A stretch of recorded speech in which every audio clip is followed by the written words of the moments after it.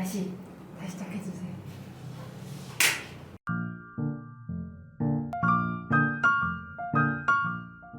안녕하세요. 이상전 변호사입니다.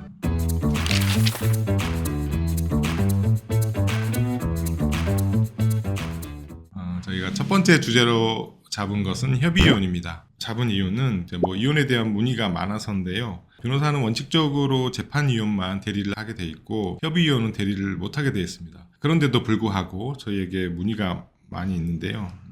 우리나라는 이제 80% 이상이 협의 이혼이고 재판상 이혼은 사실 20%밖에 되지 않습니다. 그래서 협의 이혼으로 진행하시는 분들이 많고 따라서 법률적으로 조언을 구하시는 분들이 많이 있습니다. 먼저 첫 번째로 협의이혼의 장점에 대해서 말씀을 드리겠습니다. 첫 번째로 누구나 알다시피 빨리 끝낼 수 있다는 점이죠.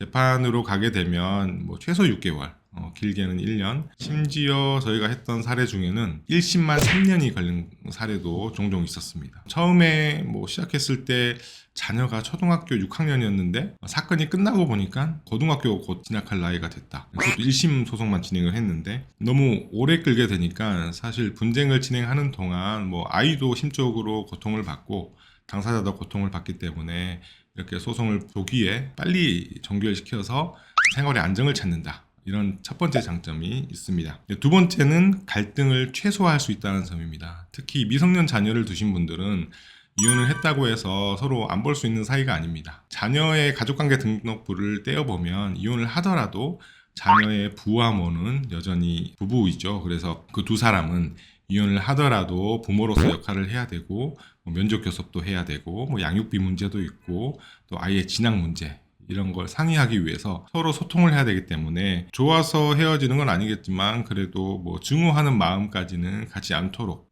그렇게 갈등을 최소화할 수 있다. 그게 바로 협의이혼의 장점일 것입니다. 두 번째로 협의이혼 절차에 대해서 설명을 드리겠습니다. 사실 유튜브를 하면서 절차에 대해서 변호사님들이 해놓은 유튜브를 봤는데요. 절차에 대해서는 정말 자세히 그리고 많은 정보가 있어서 저는 간략하게 설명을 드리겠습니다. 비겁한 변명입니다! 첫 번째로 조심해야 될 것은 협의이혼 신청을 법원에 가시 하셔야 되는데 반드시 같이 가셔야 합니다. 반드시 두 분 당사자가 같이 가서 직접 신청을 해야 되고 또 대리 신청도 금지가 돼 있어서 당사자가 직접 법원에 같이 방문해야 된다. 이걸 반드시 알고 계셔야 되고 그렇게 협의이혼 신청을 하게 되면 숙려기간이 있습니다. 미성년 자녀가 있으신 분들은 3개월, 미성년 자녀가 없으신 분들은 1개월 그렇게 숙려기간이 정해지고 그 기간이 지나면 이제 판사를 만나러 가게 됩니다. 그게 바로 이혼의사 확인기일인데요. 이제 판사 앞에서 내가 협의이혼 신청서를 직접 작성한 게 맞다. 그리고 이혼하려는 게 맞다. 양육자, 친권자는 누구로 지정하는 게 맞다. 양육비는 어떻게 하는 게 맞다.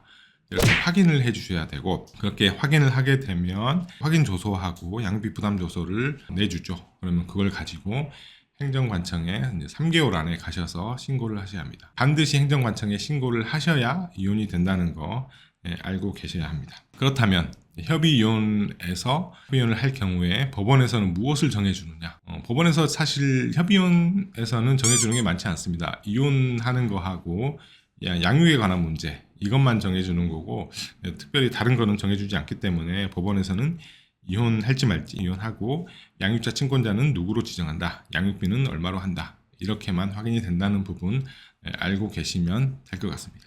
여기까지 이제 협의이혼에 대해서 간략한 설명이었고요. 그렇다면 저희 사무실에 오셔서 어떤 부분을 가장 궁금해하시고 문의를 주시는지 말씀을 드리겠습니다.